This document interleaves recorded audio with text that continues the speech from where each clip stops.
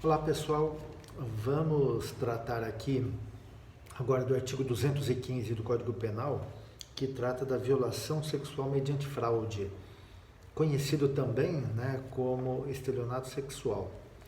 Então, diz lá o dispositivo, ter conjunção carnal, conjunção carnal, pênis, vagina, ou praticar outro ato libidinoso, qualquer outro ato que envolva lascívia, o interesse sexual, o desejo sexual, tara, volúpia, prazer, frenesi, com alguém, ou seja, tem que ser com pessoa, não pode ser com animal, mediante fraude ou outro meio que impeça ou dificulte a livre manifestação da vontade da vítima.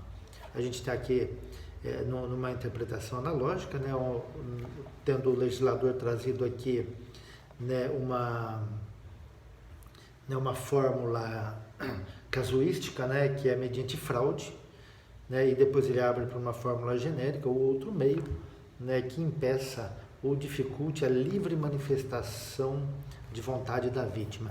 Então, na verdade, esse dispositivo ele vem dizendo o seguinte, a conjunção carnal ou a prática de atos libidinosos, mas na verdade a vontade da vítima ela foi viciada por um artifício, por um ardil, por uma artimanha criada pelo agente que tinha por objetivo a prática da conjunção carnal ou dos atos libidinosos.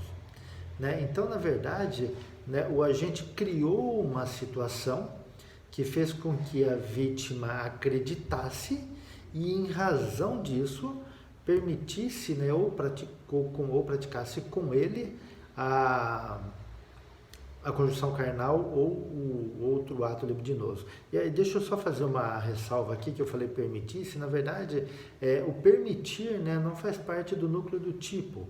Há alguns autores que houve uma falha legislativa, um cochilo do legislador, que deveria ter seguido o artigo 213, quando ele fala lá em praticar ou permitir que também que consigo pratique. Na verdade, aqui ele só fala em ter conjunção carnal ou praticar outro ato libidinoso, ou praticar, não fala em permitir que consigo que se pratique ou que com ele se pratique. Então, na verdade, esse permitir que com ele pratique, se acontecer isso, a gente está tratando de um fato atípico ou, eventualmente, uma contravenção penal, algum outro crime, mas jamais a gente estará tratando a violação sexual mediante fraude, em razão da falta desse permitir que com ele se pratique.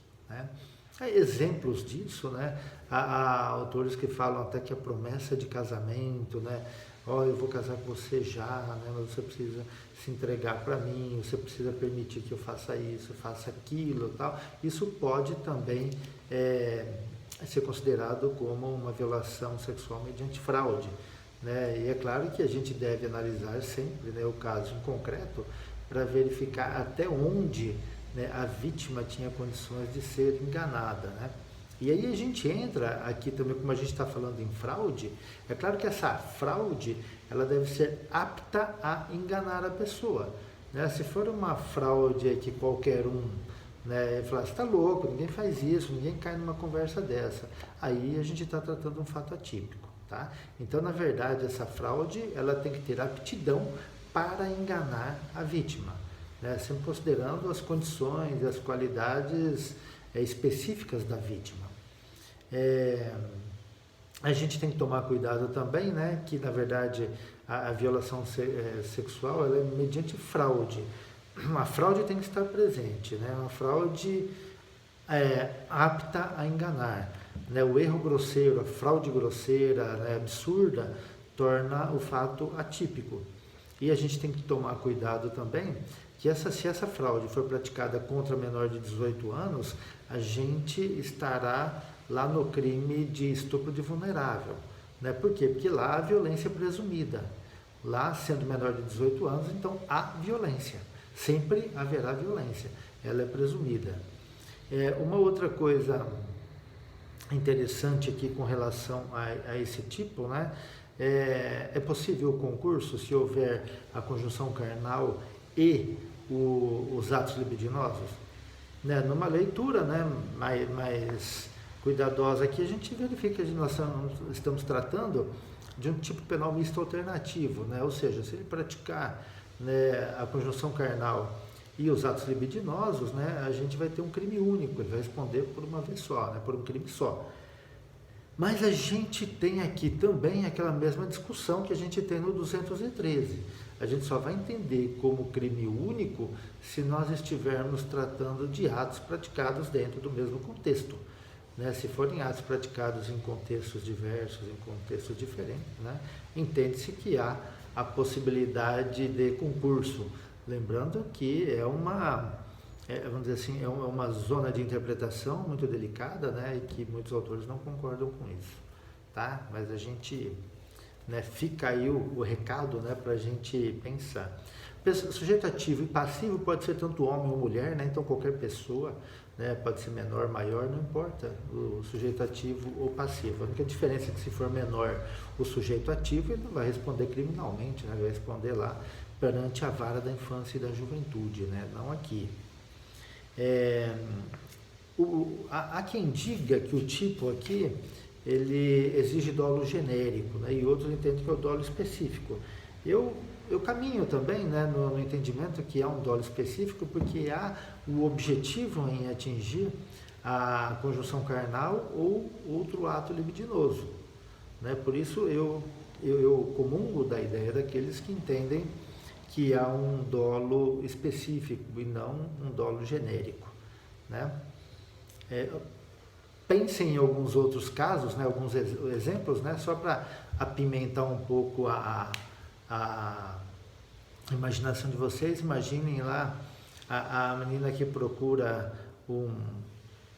alguém, né, que se diz que tem capacidade de trazer o namorado de volta, trazer o ex-namorado, né, o ex-companheiro, né, que garante um novo amor, né, e a hora que ele vai lá, né, o que se cobra para que ele traga esse novo amor é que a vítima mantenha relações sexuais com ele, né, conjunção carnal ou outro ato libidinoso. E na verdade ele não consegue nada, é só um meio que ele tem para conseguir a conjunção carnal ou outro ato libidinoso. Pensem e no nosso encontro a gente discute um pouco mais, ok? O artigo 215A é um crime novo que foi inserido agora em 2018, em razão de um problema muito sério que a gente tinha, e eu falei para vocês lá, quando nós estudamos do crime de estupro, né, aquele problema lá que o estupro exige no constrangimento a violência ou a grave ameaça. Né? E se não tiver violência ou grave ameaça, então a gente não tem um crime. Naquele exemplo, daquele caso lá em São Paulo, na Avenida Paulista, não lembro se foi num ônibus ou no metrô, que o sujeito ejaculou no pescoço lá de uma pessoa que estava sentada no banco, né? E que o flagrante foi relaxado. Então, rapidamente criaram aqui o crime de importunação sexual, que revogou, né, a contravenção penal da importunação ofensiva ao pudor. Né? E diz aqui o artigo, ó, praticar contra alguém e sem a sua anuência, ato libidinoso com o objetivo de satisfazer a própria lascívia ou a de terceiro. Então vejam bem, ó, praticar contra alguém, né, sempre contra uma pessoa, não contra um animal, e sem a sua anuência, sem a sua autorização, contra a vontade dela, né, ela não quer aquilo, ou ela não foi consultada aquilo, e veja bem que não há necessidade de a pessoa dizer assim, eu não quero, basta que você não tenha a anuência dela, o que é diferente, né, ou seja, a vítima está lá de forma passiva, sentada lá no banco do ônibus, o sujeito ejaculou lá. Ele não pediu para ela, posso ejacular aí? Eu não posso, né? Então, é sem a sua anuência. Ato libidinoso, né? Ou seja, não é conjunção carnal. É qualquer outro ato que tenha por objetivo a satisfação da lascívia do agente, né? Do desejo sexual do agente.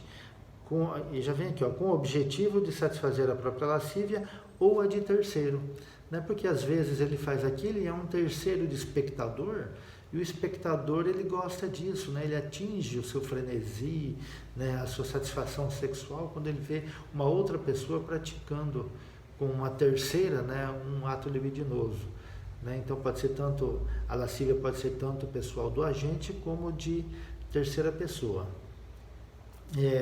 O que há necessidade, né?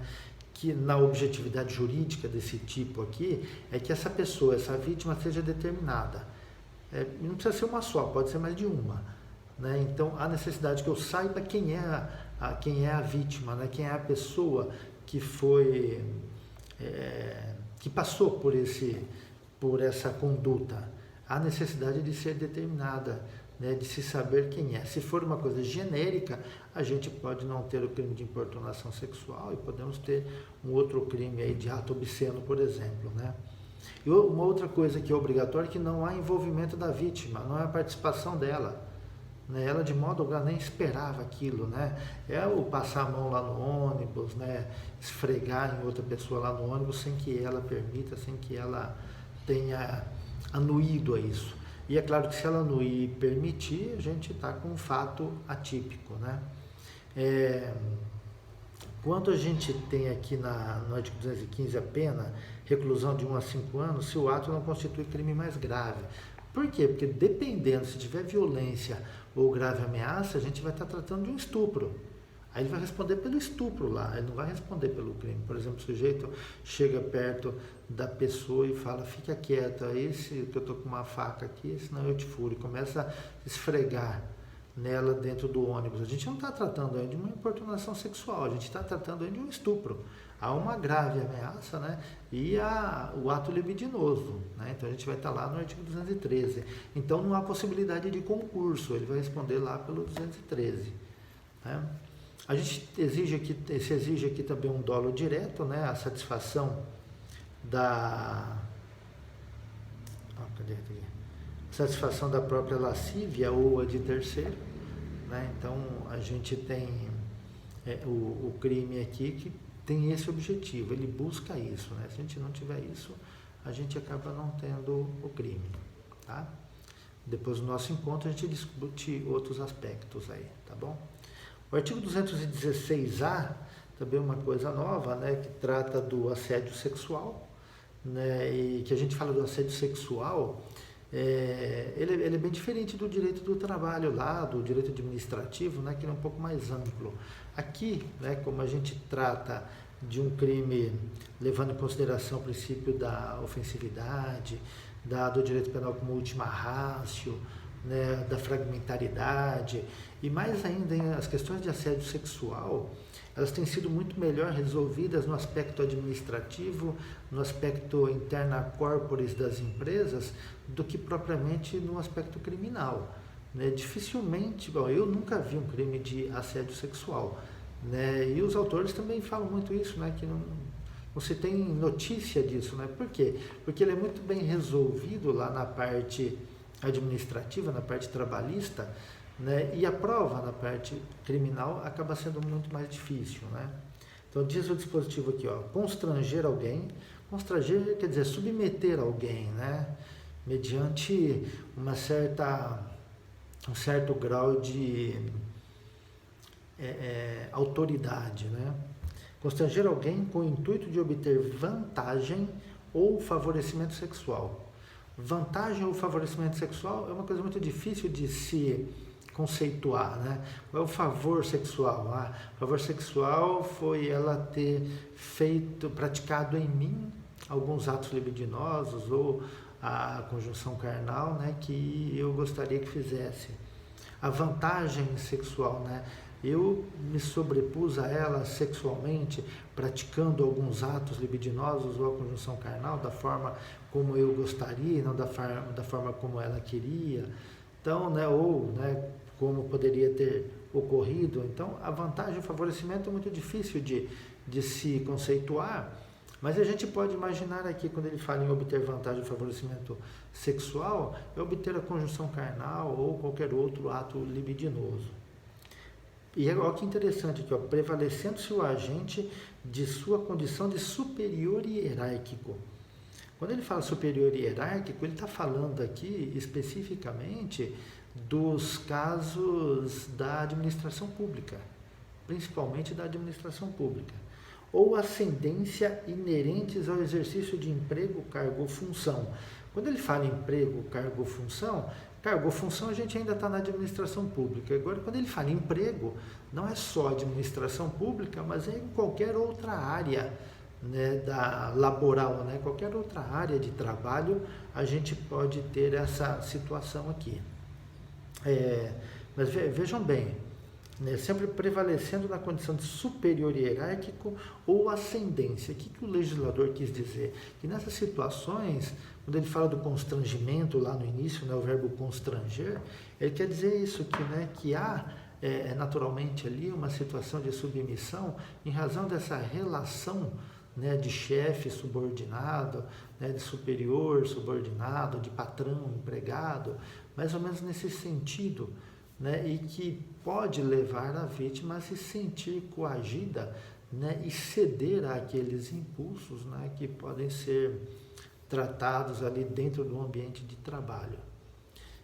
Depois a gente vai trabalhar, né, algumas situações, alguns exemplos aí nos nossos encontros, né, que vai, acho que ficar muito mais interessante para a gente ver algumas situações em que pode ou não ocorrer. A gente tem aqui uma pena de detenção de 1 a 2 anos, né, uma infração de menor potencial ofensivo, mas o parágrafo 2º vem dizendo a pena aumentada em até 1/3 se a vítima é menor de 18 anos. Né? Então aumenta um pouco, né, se ela é menor de 18 anos. Bom, e se ela for menor de 14? Né? Se ela for menor de 14, a gente vai estar lá no estupro de vulnerável. Então, quando ele fala que o menor de 18 anos, vamos sempre lembrar, menor de 18 anos é uma maior de 14. Porque se for menor de 14, vai tipificar o 217A, que é o estupro de vulnerável, nosso próximo assunto. Tá bom? Um grande abraço para vocês aí, fiquem com Deus.